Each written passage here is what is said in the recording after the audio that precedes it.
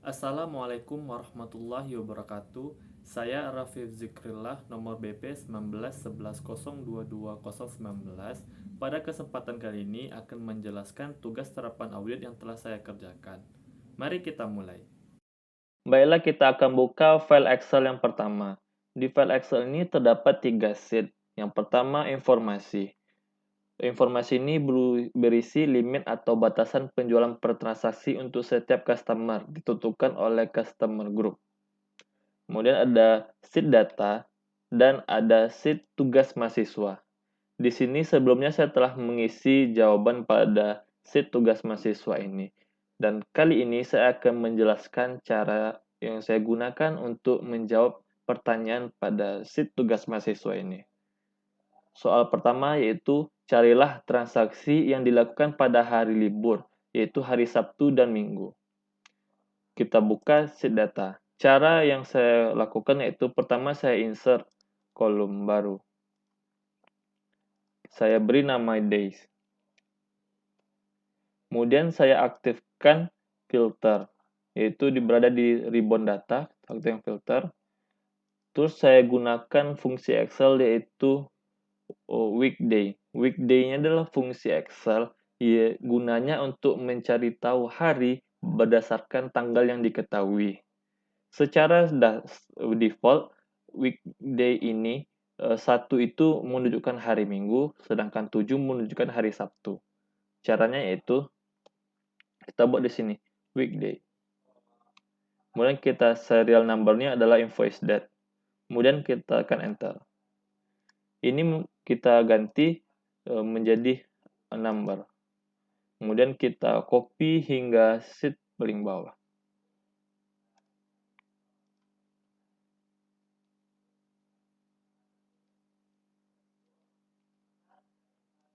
Untuk mencari transaksi yang dilakukan pada hari Minggu, cukup kita gunakan filter ini. Kita pilih 1. Ini adalah transaksi yang dilakukan pada hari Minggu. Nah, data yang kita temukan ini kita copy kepada sheet tugas mahasiswa. Kita sesuaikan dengan kolom yang ada. Kemudian untuk mencari transaksi di hari Sabtu, Sabtu itu diwakilkan dengan angka 7. Kita select 7. Ini adalah transaksi yang dilakukan pada hari Sabtu. Kita copy kepada sheet tugas mahasiswa. Selanjutnya nomor kedua yaitu carilah nilai transaksi penjualan yang melebihi limit penjualan kredit yang telah ditentukan menurut customer group. Caranya itu kita buka data. Di sini ada sales limit. Customer group A, B, C, dan D. Caranya kita gunakan fungsi Excel yaitu conditional formatting. Terlebih dahulu kita select data yang bakal kita cari. Ini kan kita mencari penjualan yang melebihi batas. Berarti ini adalah amount ini. Kita select seluruhnya. Kemudian kita buka conditional formatting. Kita pilih new role. Kemudian kita pilih use a formula determine which cell to format. Kita pilih sini. Berarti kan yang kita gunakan itu carilah customer group-nya. Berarti sini kita pada 2 kriteria customer group dan sales limit. Di sini kita buat N. Pilih B2 sama dengan A. Kemudian H2 besar dari 5.000. Kemudian kita pilih formatnya. Ini untuk mudahkan kita nanti dalam memfilter. Kita pilih bold. Kita pilih warnanya. Oke. Dan ini dilakukan untuk grup B, C, dan D. Saya akan mempercepat videonya supaya lebih singkat. Di sini saya telah mengatur untuk customer group lainnya.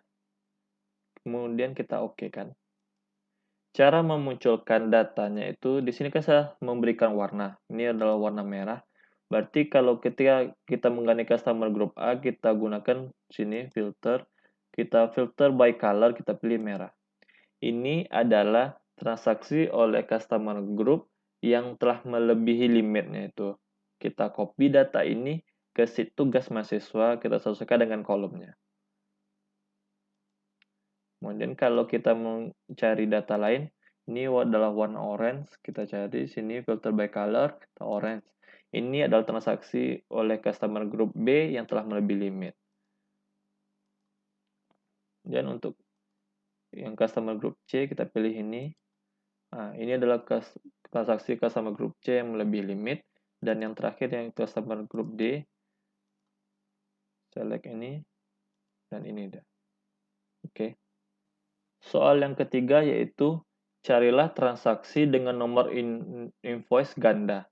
Caranya itu kita buka data, kita manfaatkan conditional formatting. Terlebih dahulu kita select ke invoice number-nya. Kemudian kita buka conditional formatting, kita pilih highlight cell rules, kita pilih duplicate values. Kita oke. Cara untuk memunculkan invoice yang ganda itu kita gunakan fitur filter ini. Kita filter by color dan kita pilih ini. Ini adalah transaksi yang nomor invoice-nya itu ganda. Kita copy data ini dan kita sesuaikan dengan kolom yang ada. Selanjutnya kita buka file Excel yang kedua. Di sini terdapat 3 sheet, ada sheet data, ada price list, dan ada tugas mahasiswa. Sebelumnya saya telah mengisi jawaban pada sheet tugas mahasiswa ini, dan kali ini saya akan menjelaskan cara saya menemukan jawabannya. Soal yang pertama yaitu, carilah transaksi yang dilakukan pada hari libur, yaitu hari Minggu. Caranya kita buka sheet data, kita aktifkan filter, kemudian kita insert satu kolom baru, kita beri nama days. Kita manfaatkan fungsi weekday. Select invoice date-nya, enter. Kita ganti menjadi number. Terus kita copy sampai dengan data paling bawah.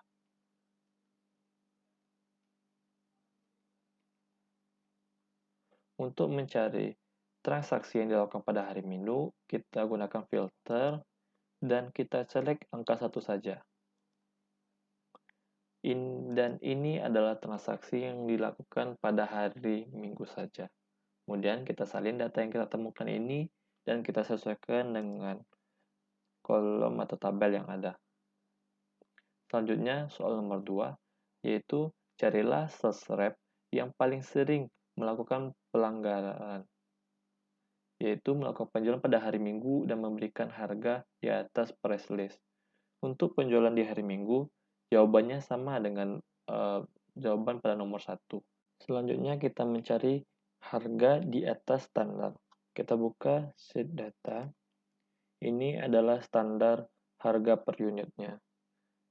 Caranya untuk mencari harga di atas standar itu kita gunakan conditional formatting. Terlebih dahulu kita select price list seluruhnya. Kemudian kita buka conditional formatting, kita pilih new rules. Kita pilih formula to determine which cell format.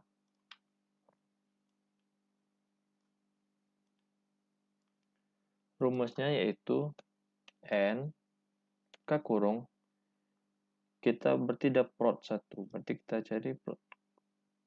Berarti F2 sama dengan 01 dan H2 lebih besar dari, kemudian kita pilih format,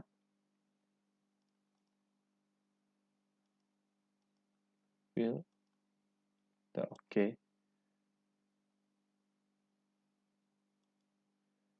Dan kita terapkan untuk prot 2, 3, 4, 5, dan 6. Dan saya telah mengatur conditional formatting untuk kode produksi yang lainnya. Kita tekan OK. Untuk mencari atau menampilkan untuk produk satu yang telah melebihi limitnya, harganya itu kita pilih sini. Ini filter, kita filter by color, kita pilih ini. Ini adalah port code 1 yang harganya itu telah melebihi standarnya itu. Kemudian data ini kita copy ke tugas mahasiswa yang kita sesuaikan dengan kolom yang ada. Untuk mencari yang menampilkan nomor 2 yaitu kita pilih ini filter by color. Ini adalah transaksi untuk port code 2. Kemudian yang untuk port code 3 select.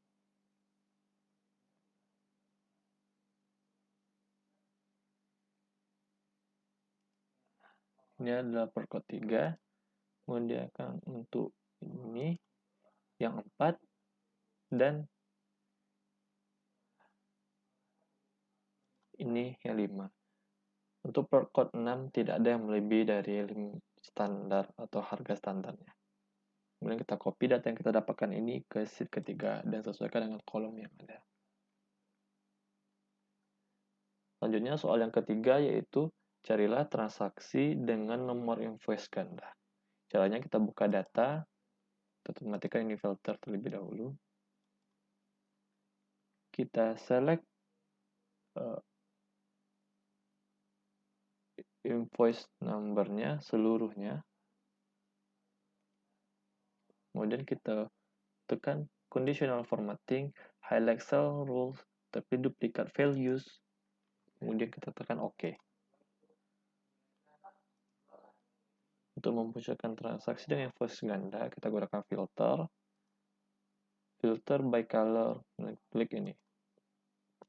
Ini adalah transaksi yang memiliki invoice-nya ganda. Kita copy data ini ke sheet tugas mahasiswa, kita sesuaikan dengan kolom yang ada. Selanjutnya nomor 4 yaitu carilah customer yang paling banyak melakukan pembelian ke klien. Caranya kita buka data, kita gunakan fitur pivot table. Klik di sini, kita klik pivot table. Dan kita pilih new workspace. Oke. Kita gunakan customer ID di rows dan customer ID di values. Kemudian kita cari customer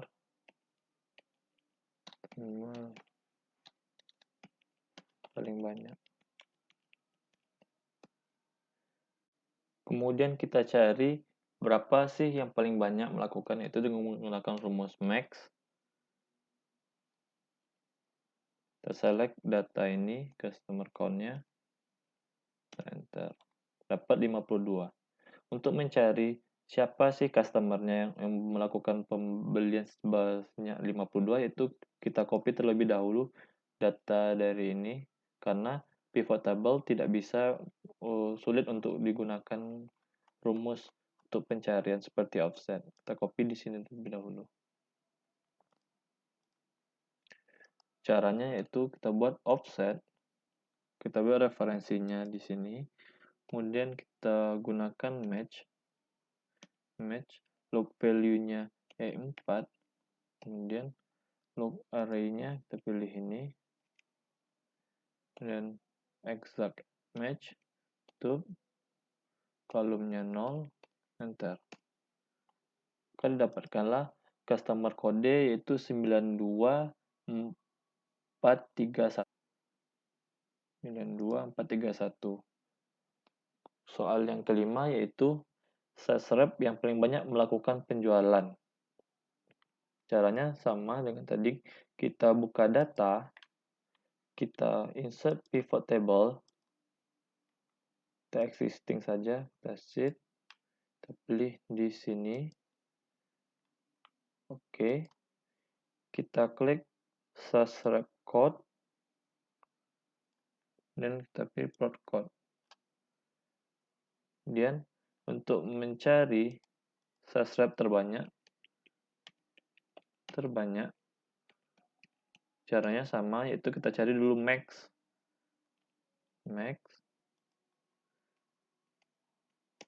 dapat 61 untuk mencari orangnya. Kita copy dulu ini ke sini di values. Kita gunakan rumus offset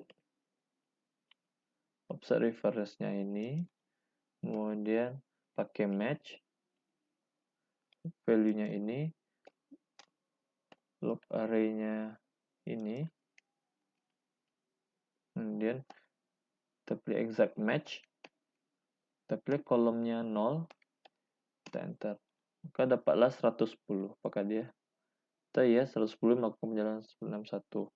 Soal berikutnya akan mencari terpaling sedikit, berarti caranya sama saja.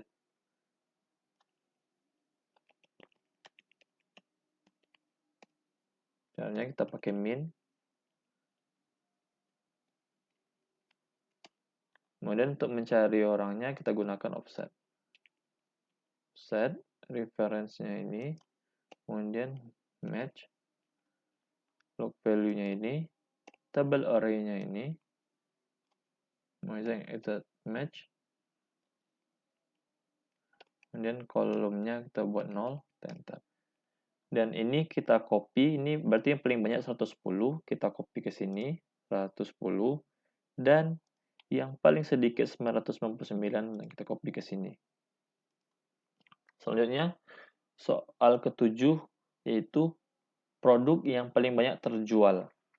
Caranya kita buka data, kita insert pivot table, kita existing worksheet, kita sheet 1, geser, kita pilih di sini, oke.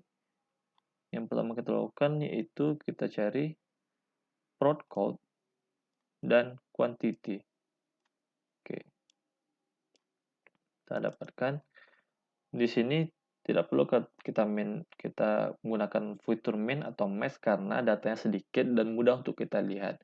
Yang paling banyak yaitu prod code yang 5 yaitu sebanyak 482.218 dan yang paling sedikit adalah prod code 2 yaitu 417. Nah, kita salin ke sini.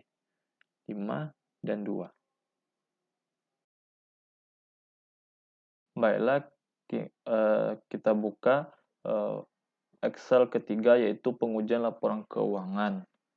Di dalam pengujian laporan keuangan ini terdapat laporan keuangan itu ada laba rugi, ada laporan perubahan ekuitas neraca, dan laporan arus kas. Di sini kita ketahui bahwa laporan ini sumbernya itu adalah neraca lajur. Maka yang perlu terlebih dahulu diperiksa neraca lajur ini apakah telah disajikan dengan baik dan jumlah debit dan kreditnya telah seimbang. Ternyata saya menemukan bahwa debit dan kreditnya itu tidak balance, yaitu terdapat selisih sebesar 19.800. Maka kita harus memeriksa sumber dari neraca lajurnya itu buku besar. Kita cek buku besar terlebih dahulu. Di sini ada yang saya tandai kuning merupakan temuan saya, yaitu contoh seperti ini pada piutang. Ditandai ternyata di sini piutang itu diketik angka langsung bukan menggunakan rumus. Di sini saya perbaiki menggunakan rumus.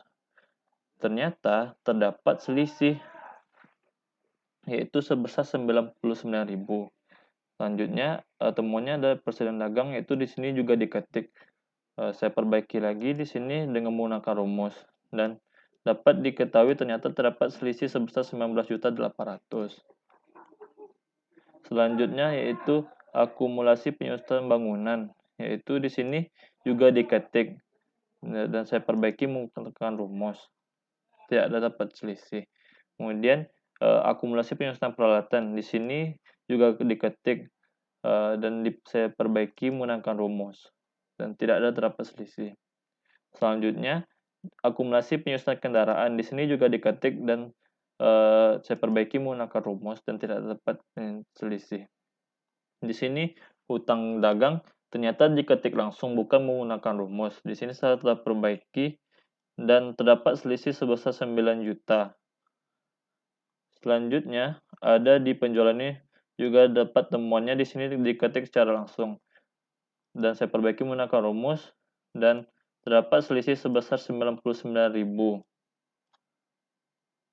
Selanjutnya ada pembelian. Di sini juga diketik dan saya perbaiki menggunakan rumus dan terdapat selisih sebesar 9 juta.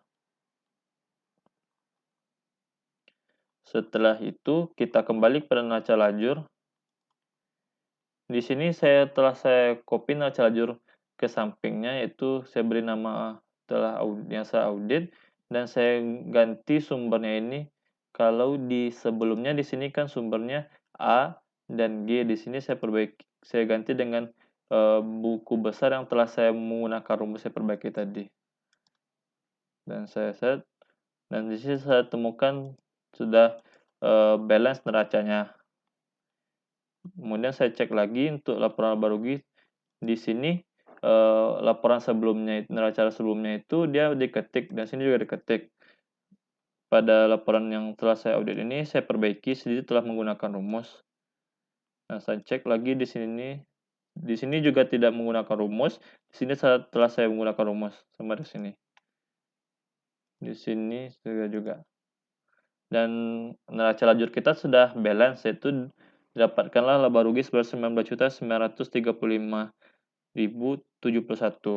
Dan sini telah balance, maka berdasarkan neraca lajur ini dapatlah kita cek untuk laporan keuangan ke belakangnya dan kita cek apakah terdapat kesalahan atau kekeliruan. Di sini setelah saya copy lagi formatnya ke samping dan saya ganti sumbernya itu ke neraca lajur yang telah saya audit atau saya periksa. Nah, sini telah benar didapatkan 19 juta sesuai dengan neraca lajurnya yaitu sebesar 19 juta. Selanjutnya kita cek LPM. Di sini LPM terdapat perbedaan yaitu karena di sini labanya 130 juta dan saya telah menggantinya laba ini 19 juta diambil dari laporan laba rugi ini. Kemudian neraca ini adalah neraca dari file Excel ini. Ini adalah neraca yang sumbernya itu dari neraca lajur yang telah saya perbaiki. Dan ini sumbernya saya ganti ke neraca lajur yang telah saya perbaiki. Dan sini ditemukan bahwa neracanya sudah balance. Kemudian LHK, di sini saya memeriksa sebelumnya tidak menemukan kesalahan di dalam laporan arus kas ini. Selanjutnya kita cek ke piutang. Piutang ini, hal yang pertama kita lakukan adalah kita cek ke buku pembantunya untuk melihat saldo awal dari piutang ini. Ini adalah buku pembantu piutangnya.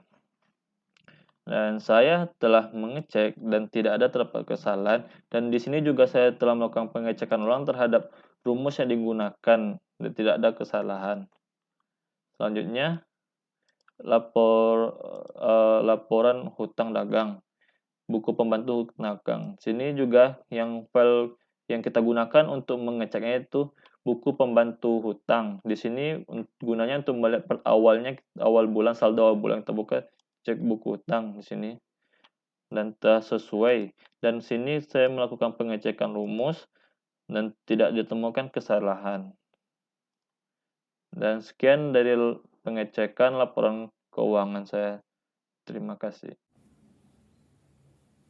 Sekian penjelasan yang dapat saya sampaikan. Mohon maaf jika terdapat kesalahan. Saya sudahi. Wassalamualaikum warahmatullahi wabarakatuh.